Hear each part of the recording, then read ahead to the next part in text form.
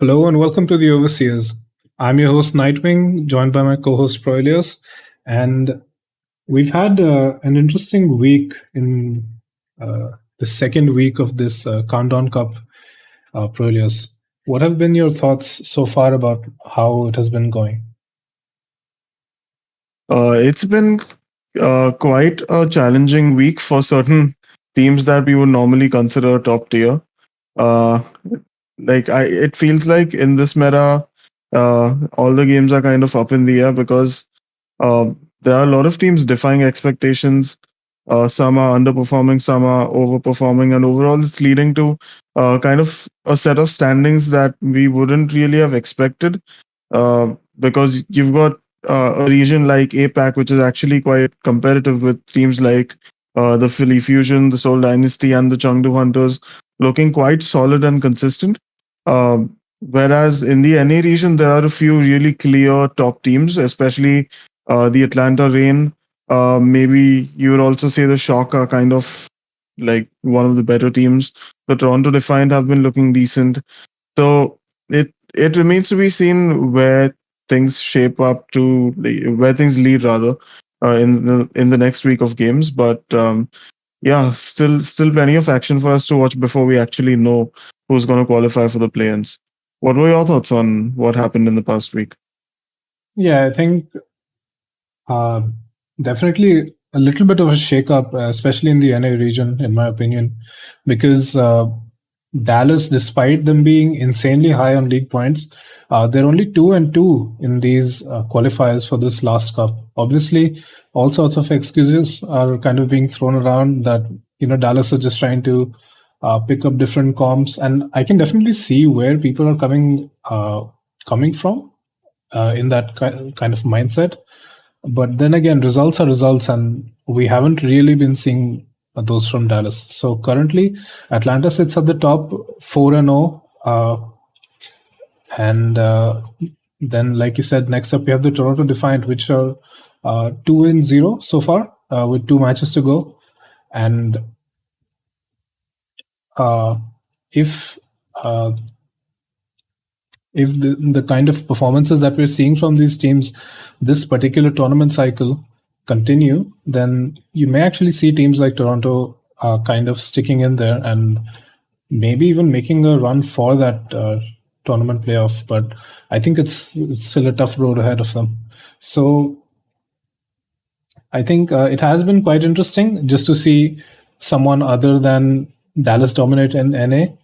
And also, what has also been very interesting is to see, obviously, the APAC region where Philly and Seoul are actually currently leading the charge with 3-1 scores.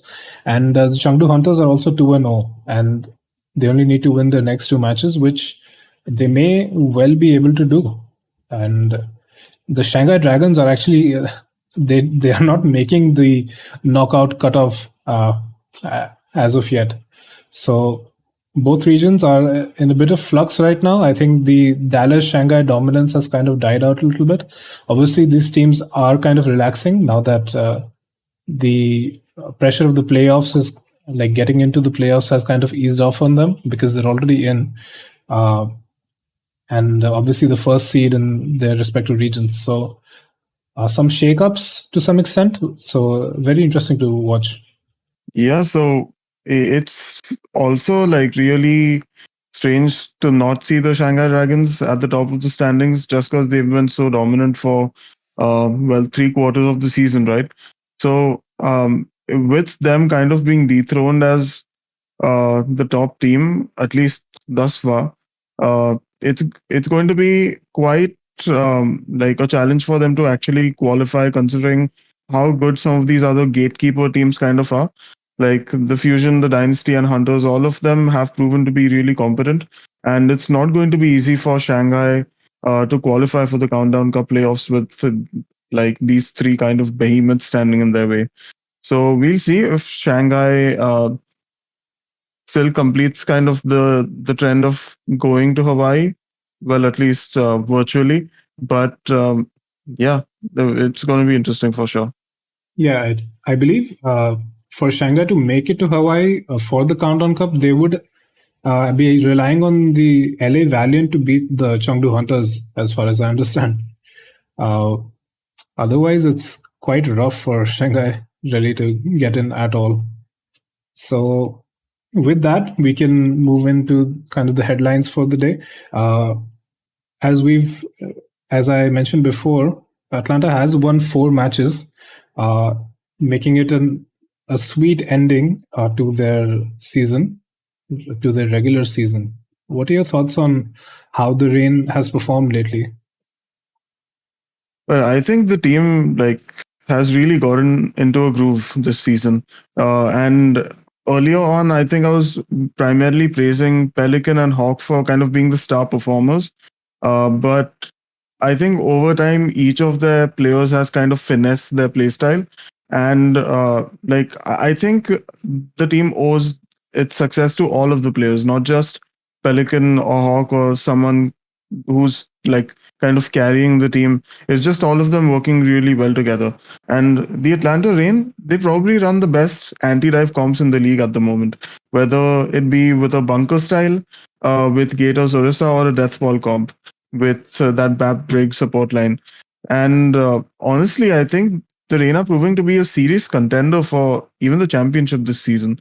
And it will be quite a shocker, I would say, to see them being kind of the favorites for the title just based on how the countdown cup goes. Because I can definitely see a world where they win the countdown cup and then make at least a deep playoff run during the postseason games. And yeah, do you think that's kind of where your mindset is at as well, Nightwing? Yeah, I definitely agree that almost all of the players for the Atlanta Rain have really stepped into their individual roles. Uh, for me personally, I think I did have some doubts, and I think I voiced these beforehand about Iris on the Ana. But in these recent matches, whenever he does swap to that role, uh, instead of the BAP, he still looks quite decent, which I'm quite happy to see because last season we weren't really able to see that kind of flexibility out of him. He really did seem like he was mostly just there for the BAP. Uh, so it's good to see Iris in particular showing more diversity and really putting his name up there as one of the better flex supports in the league. Gator as well, holding the fort down on that Orisa. I think he is probably one of the best Orisas we have in the league. I don't know if that's a controversial take. I don't think so. I think it's quite safe to say. I think he really does hold down the fort on that role very, very well. And everyone else on the Atlanta Rain as well. Pelican making a great uh, case for himself to be Rookie of the Year.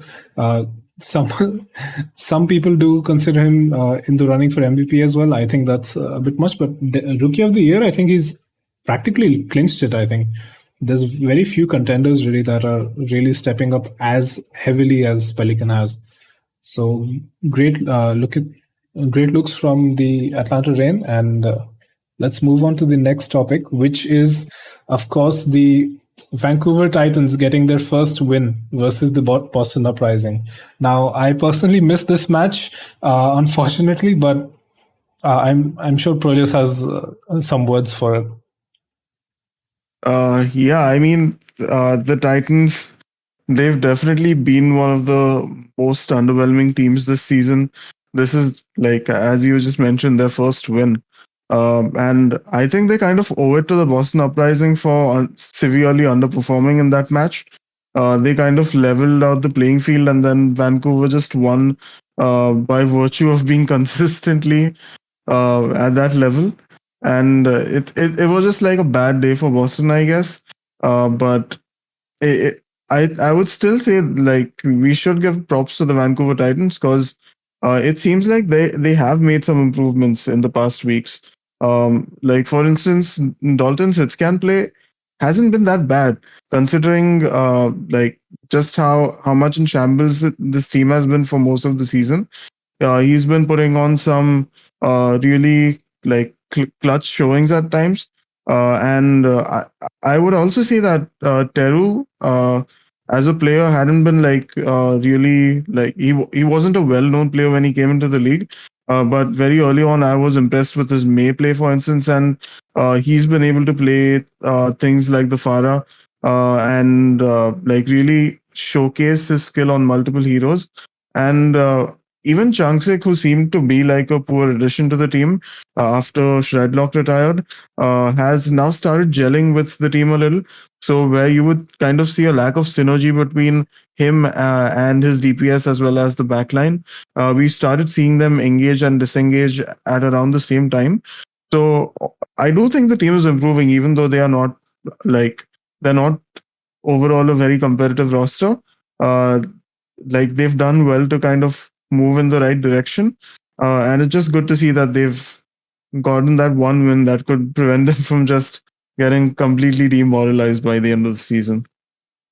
Yeah, I mean, clinching that first win for the Vancouver Titans at least shows that they've got that fighting spirit, you know. Uh, some other teams are still winless, but the Vancouver Titans clearly still working on making their team work. And that's something that is clearly showcased. Not only that, they actually 3-0'd the Uprising, did not give the Uprising a single map, which is honestly quite a feat. The Uprising, I think the choice of words I have for the Uprising is confusing, really. The recent match against the San Francisco Shock that they had, the first map on Lijiang Tower, when they pulled out that Sombra Tracer comp, they looked quite terrifying. They looked extremely skilled on that comp. But then every map after that, it looked like they had no idea what comp to run or how to run it. And I think while I may have missed out on the Vancouver match particularly, something I do deeply regret, uh, it's something I think may have plagued them in that series as well. And yes, so obviously the Vancouver Titans do then turn around and get 3-0'd by the Washington Justice right after that, but still they do clinch out a singular win, which is more than can be said about some other teams this season. So good on them. And let's move on to the next topic then. So next on the chopping block, we've got By Zenith being hired as an assistant coach for the Shock. So what are your thoughts on this? What do you know about By Zenith, Brolius? To be honest, I hadn't heard about Bai Zenith before his signing was announced. So I just did a little bit of background research on Wikipedia, Twitter, and just generally browsed what his qualifications are. So turns out he was until recently retired.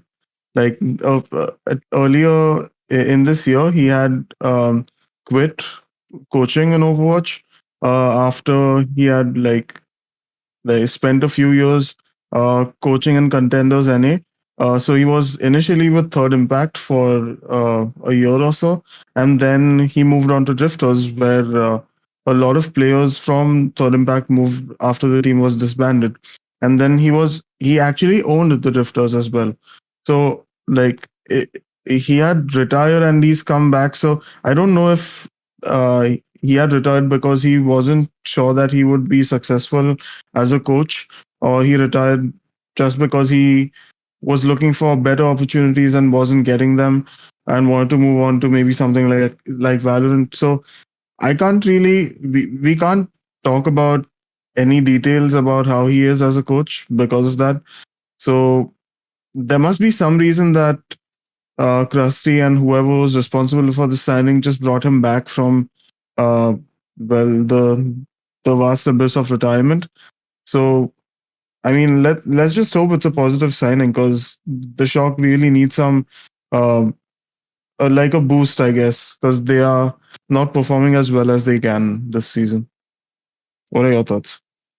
Yeah, that's certainly true. I mean, the Shock are definitely still showing kind of many weak points in their armor and not really able to reach the level of potential that they do have internally within them. And I'm not sure if By Zenith is the piece to kind of make that happen, but apparently Krusty does. So it's something that remains to be seen. What we do know is that Zenith has owned the team Drifters, and which was actually formed from a team with a meme name based off of Tayo's Crosshair, which is comically large Crosshair. Uh, and before that, obviously, coached. He was the head coach for Third Impact, uh, who did actually perform quite well. And like I mentioned, they did have Tayo on that team. So, and Natter was there as well, a coach that I do enjoy watching from time to time. He was the strategic coach, and Zenith was the head coach. So uh, he does have some accolades under his belt. Drifters, obviously, now with most of the players moving to other avenues, the team has been relegated to open division. But when he was actively coaching and owning the team, they were doing somewhat well in contenders, not exceptionally, uh, except for one kind of freak performance in contenders trials. So I hope this is a good move for the Shock, but I think it's a bit too late to really affect this particular season, I feel. I don't think he'll be able to make large sweeping changes, maybe help out here and there. It's not like the Shock has a lot of time in the regular season left anyway. If there's any impact he'll have that impact in the playoffs.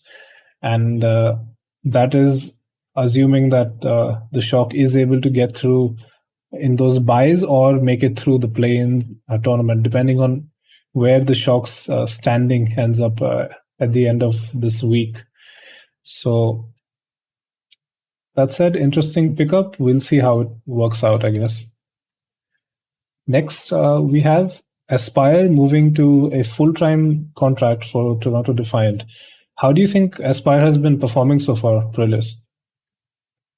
So Aspire has quite an interesting story with in the Overwatch League, right? Because it was like a circumstantial signing made by the Defiant. Because if you guys remember, Hisu and a few other members of the team had got COVID, and they really needed a hit scan player, and they signed this really talented guy from Contenders called Aspire, who turned out to be a really potent player. And I've been especially impressed with his tracer because his tracking is just phenomenal. But he just like plays a really competitive hit scan in general. So I think he is a very good signing, and I think he's uh, probably a really good coachable player because the way he has gelled with the team so rapidly, it's something really rare.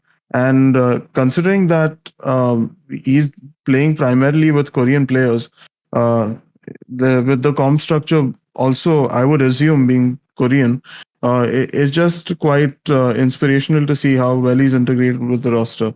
So yeah, I think this is definitely a move in the right direction, and yeah, look forward to seeing more of him. What do you think, Nightwing, as someone who plays Tracer and Hitscan a lot? I think Aspire is very inspiring, honestly. I do, I guess, aspire to be a player like him to some degree. Uh, Aspire, yes, like you said, he is playing for a largely Korean team, and with the exception of Logix, of course. I'm not sure, is Logix even still on the roster? Yeah, Uh, he is. it really does not make a difference, to be honest, because Aspire is not really someone you'd replace with Logix. He has been popping off individually very well. I think Toronto as a team still has many hurdles to kind of get through before they really get into that top tier. But that said, I think Aspire individually has been looking quite good, and thankfully the kind of roles that he plays are those kind of solo carry roles, as I'm very well acquainted with. Tracer players can often kind of play all by themselves. Obviously, during dives you do need to coordinate with your ball or your Winston, but even then it's largely a role that you can kind of stand out individually on. So good on Aspire that he's getting his contract extended and made full time. I do think it's kind of funny how circumstantial, like you said, his signing is. Uh, Signing was in the middle of the year, because it kind of reminds me of how uh, Siegel got selected for off tank for the Dallas Fuel, just because I think Taimu had to use the washroom or something like that because he had a bad stomach, and so they fielded Siegel, and they found out that he's great. It's not entirely the same situation, but it's similar. Some of the players on the Toronto Defiant obviously were suffering from the pandemic, and Aspire comes in because of that kind of circumstantial opportunity, and he makes the best of it. So, good on him. And I'm excited to see Aspire continue on next year as well. So after that, we've got our final topic before our predictions for the week, which is Pine finally arriving in Dallas, which was recently tweeted by the Dallas Fuel Twitter. So what do you think this kind of forebodes for the Dallas Fuel Broilers? To be very honest, I don't think Pine's going to see any playtime at least until the Countdown Cup ends because um, the Dallas Fuel definitely have some fixed strats prepared for this tournament, and a lot of them don't really require any form of hit scan play. Sure, if you wanted to play the McCree, then you could, like, instead of putting Doha on the McCree like they did while playing that Soldier McCree bunker, they could put Pine on that hero because that's, as we know, one of his best. But they've mostly just been playing dive comps with either, like, mostly with Wrecking Ball, surprisingly, just so that Fearless can kind of get better at Wrecking Ball. But they've also been playing Winston on maps like Temple of Anubis, where it's much easier for Winston to kind of initiate dives compared to Wrecking Ball. Or rather, I should say that it's easier to counter Wrecking Ball on Anubis than it is to counter Winston. So for these dive styles, you don't really require Pine because he doesn't really play Tracer or Sombra or even Genji. And you've got some really elite players already playing those roles. So I would assume that he's going to be benched until the postseason games begin. And the interesting thing is that Pine, who is a hit scan specialist, is going to be like probably made to play only in the like meta where hit scans are even weaker. So other than Soldier 76, but he's not known for Soldier 76.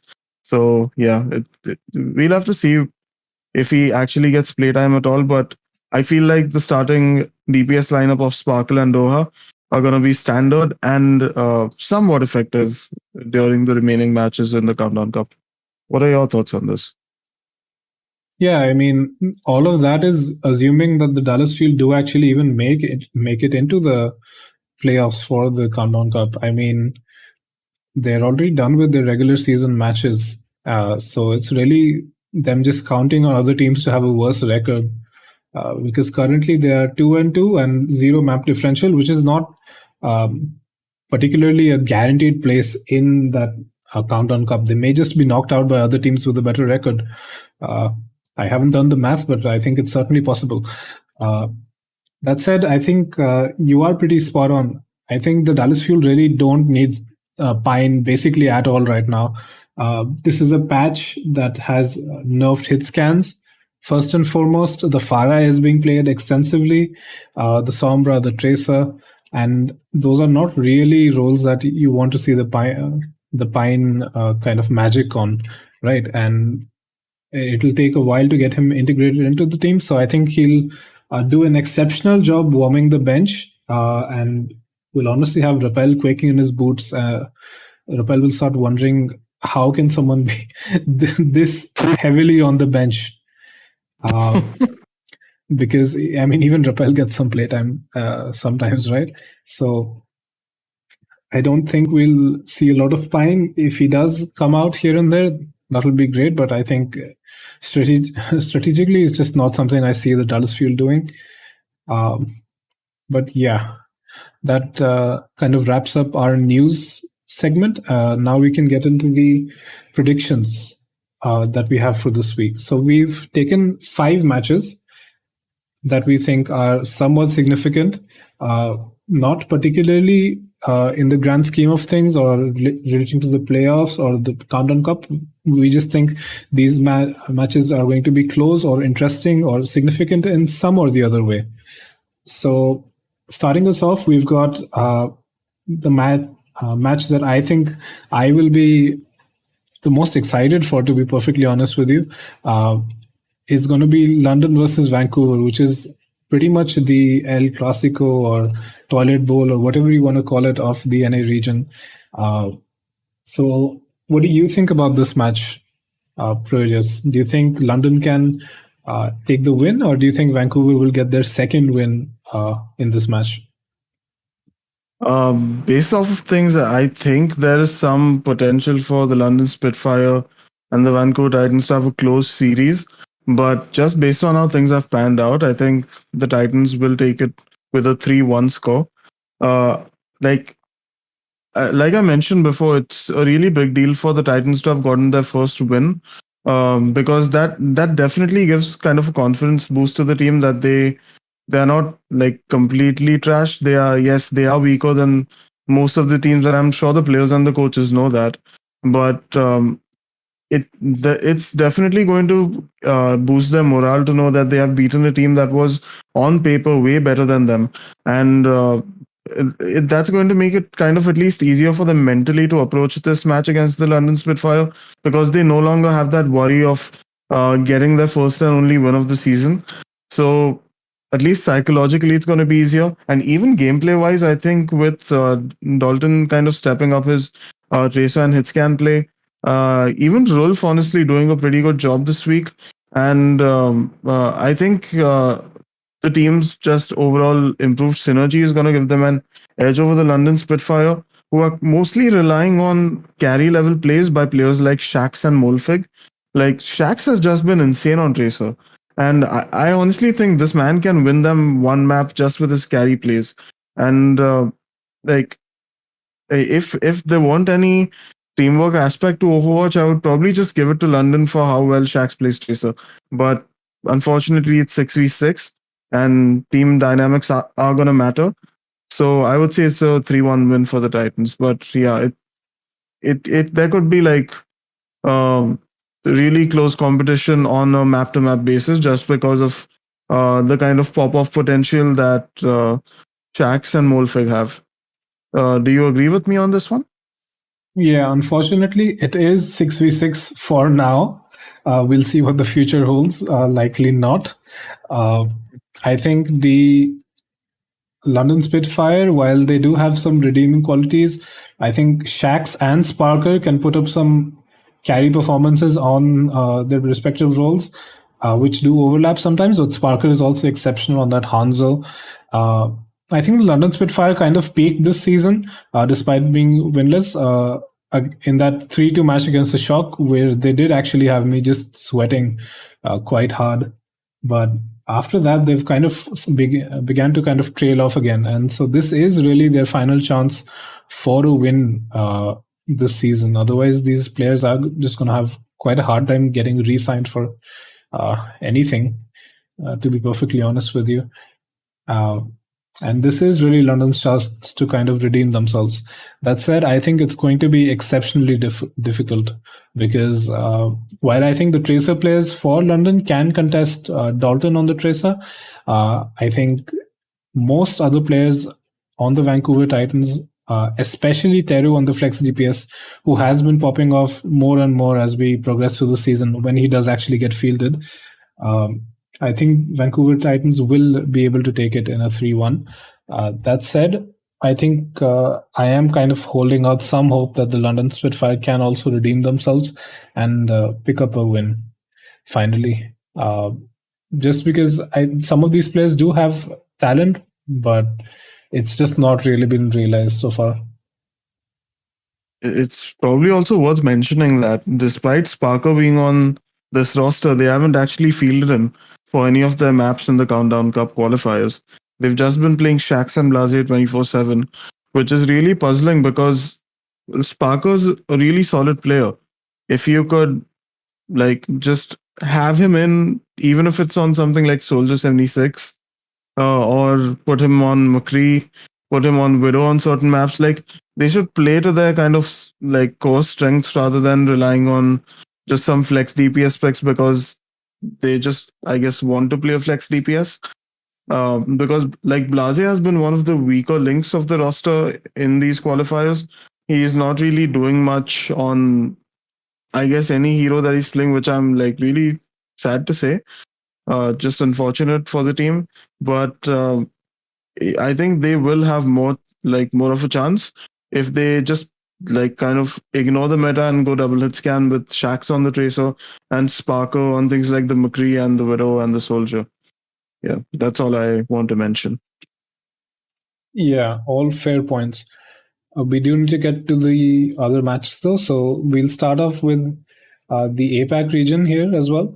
Uh, so for the Guangzhou Valiant match, which I think is honestly kind of another toilet bowl as well. Even though Guangzhou has not looked as terrible as London or Vancouver, they haven't really been impressing me, to be perfectly honest. And so I've put this one down as a 3-1 win for the Guangzhou Charge, not the Valiant. That'll be the day. But I think the Valiant can probably squeeze out a map just because I'm still not really convinced that the Guangzhou Charge are any good. hmm Yeah, I've actually put down the same prediction as you because, like, I do think that both these teams are the weakest in the APAC region, and although the Charge have definitely proven to have more potential than the Valiant, they've also been a highly inconsistent team, and because of that, the Valiant can certainly just grab a map based off of some individual plays because I don't think the Valiant are like inherently bad on all fronts. It's just that they are relatively just quite weak compared to the other rosters, which have kind of upgraded compared to the past year. So yeah, the 3-1 spread for me as well. Right. So pretty easy explanation for that match. I think we'll go on to the next match, which is the Gladiators and the Houston Outlaws. So what have you gone for this match, Prolios? So here I've predicted a 3-2 win for the Gladiators. I think primarily the Gladiators have shown a little bit more potential than the Outlaws. And like, if you just look at their showings so far, so both these teams have played two qualifier matches each. Uh, like the Gladiators have looked a little bit more consistent, and I think that's because like their tank line especially is quite adaptable. Like Muse and Space, I think they are really flexible on their roles. Like Muse can play all of the different main tanks to a competent level. I wouldn't say the highest level, but when he has like a really fantastic off tank with him, like I think honestly Space has been one of the strongest off tanks in the NA region this season. And with him on the diva, there's just like nothing that kind of gets past him. So he does a great job protecting Muse as well as peeling for his backline. And they've also got Skewed, who's like the best Brigitte in the league at the moment, just protecting Shu, whether he's playing the Ana or the Zen. And it like with Lucio gone, you're probably not going to see any Moth. But with such solid tank and support lines, I think it just leaves the DPS to kind of put out some mechanically good showings because like you don't really expect the Gladiators to do well on Sombra with murdering kind of being scuffed on the hero. But you do expect some really good tracer play from Kevster especially, and I think this team like overall are just better than the Outlaws who looked really shaky, especially against the match against the Atlanta Rain. The Rain just kind of styled over them because the Outlaws didn't seem to have a good grasp of the meta. So yeah, they just like it's a hard one to call, but I would still say the Gladiators take it. Yeah, definitely. I've gone for the same score actually, a 3-2 win for the Gladiators. My reasoning is largely based off of the fact that I think apart from the Sombra comp, which the Houston Outlaws do have an advantage over the Gladiators, I think most other comps the LA Gladiators are going to find more success with. Some teams that are playing the Farah, they can kind of lean into that with maybe Mirror or I think potentially even Kevster. I think he has played some Farah in contenders as well. Kevster has been honestly up to kind of the same level as Dante on the Tracer as well. The Gladiators are able to play that kind of McCree Tom comp as well, the kind of anti-dive that you'd like to see. So there's many comps where I think the Gladiators are quite advantaged. I think if it comes down to that Sombra comp specifically, I think that's something that the Gladiators continue to struggle on. This is something we hit on very frequently in many episodes. I'm a big fan of Birdring, but I don't think that the Gladiators are able to kind of execute that Sombra comp very well with him. And that's somewhere that the Houston Outlaws can definitely take it from the LA Gladiators. So 3-2 win for the Gladiators for both of us, and we'll see how that plays out. The next match we've got is the Paris Eternal versus the Toronto Defiant. So what do you think about this one, Trailers?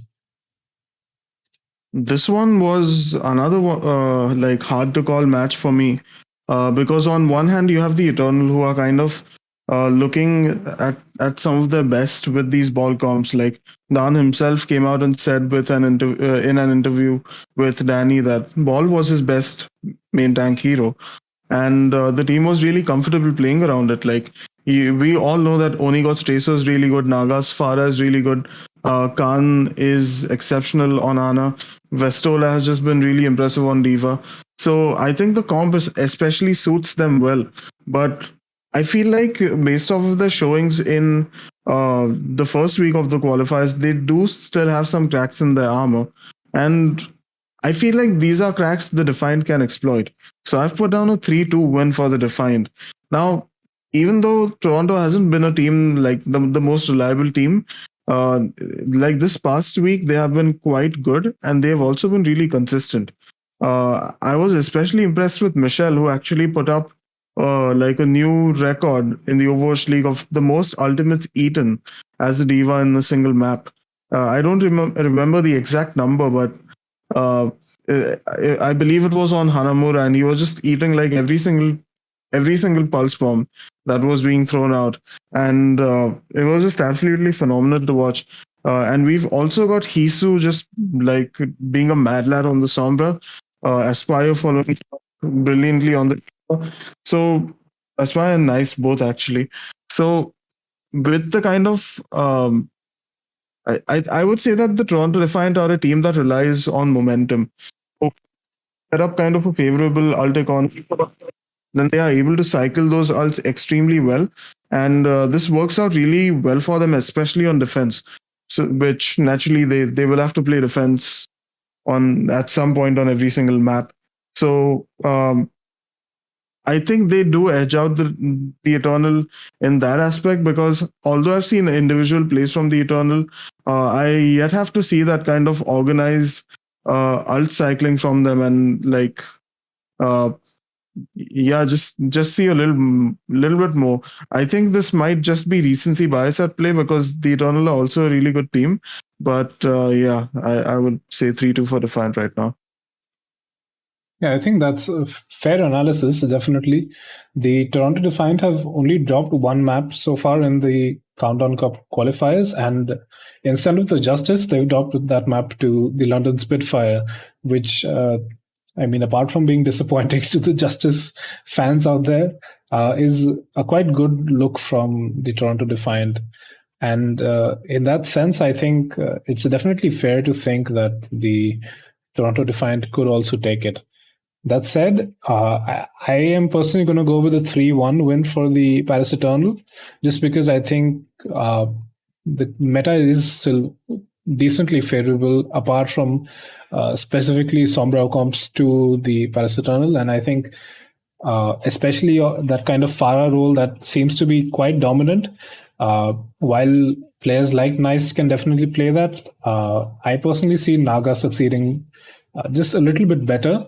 And that's basically kind of the basis of my thought process.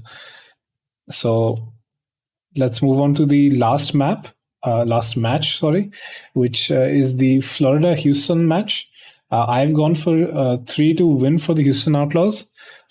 simply because while I do see the Florida Mayhem kind of up and coming, they've reintegrated OG thankfully, and they have been looking decent. They went the distance against the Atlanta Rain, falling short at the end, and they did beat out the Boston Uprising, but that apparently is not a very hard ask if you ask the Vancouver Titans. So Florida definitely on the up and up, but I think Houston are still stable enough, and they will be able to execute it against the team.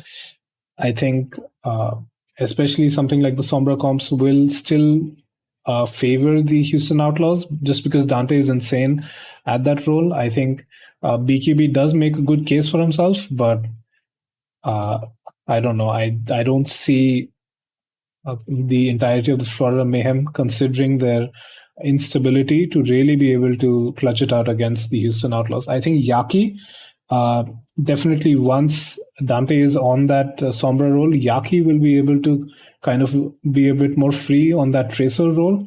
That said, I think it may not be enough just because the team is still very unstable. And despite OG being a player that they've already had, it may just be kind of a honeymoon period reintegrating him into the team. So, yeah, I'm going to go with a 3-2 win for the Houston Outlaws. What do you think, Rodius?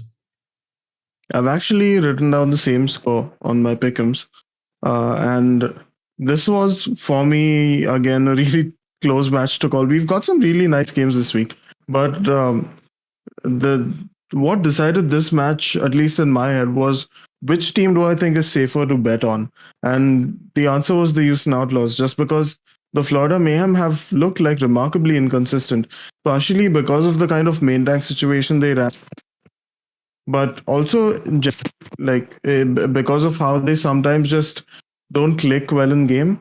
Like that said, I also think the Houston Outlaws will be better at adapting long term because they have like been known to be a little slow to catch up, like or rather catch on to the different metas, at least during this year. But once they kind of grasp what like well in the aerial compositions for any given meta, they end up executing them really well. So I do like believe that the can perform better than they did in the past, like this week, and beat out the Mayhem. Like although I did mention that the Gladiators would still beat them, I consider Mayhem to be like more kind of unreliable than the Outlaws, which is why I think Houston will take this game. All fair points, and obviously our scores are aligned, so I largely agree with you. And that kind of brings us to the end of our predictions segment. Uh, Pretty much all I'd like to really say is that this last week is really make or break for many teams. There's a real rush to get into that top 3 buy slot in the NA region and the top 2 buy slot in the APAC region. And that's something that I think this final week will really showcase.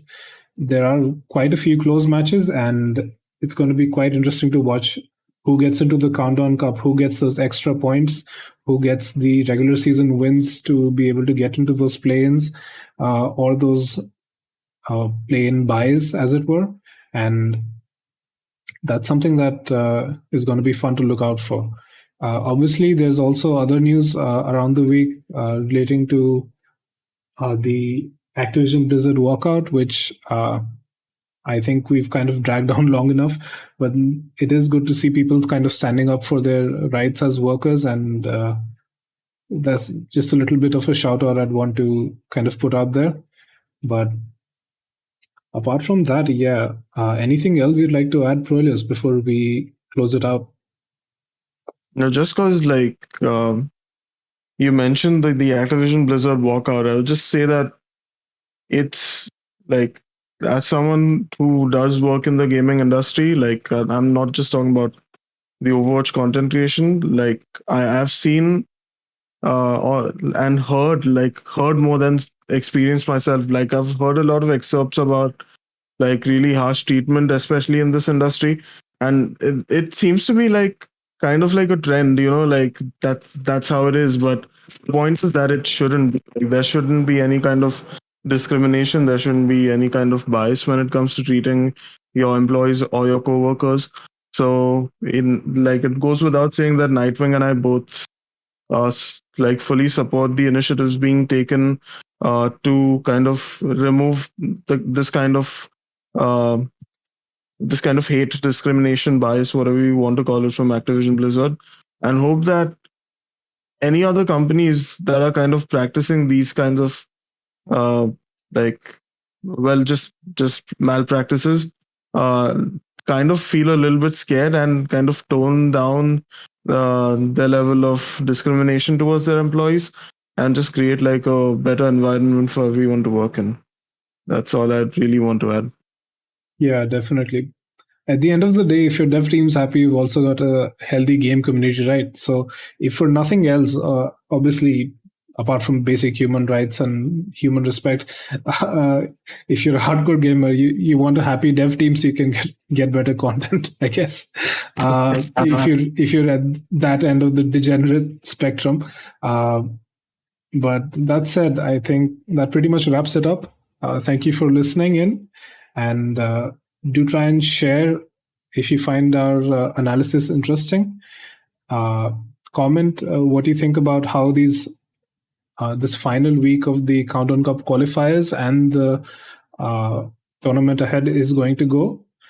And we'll see you next week. Thank you.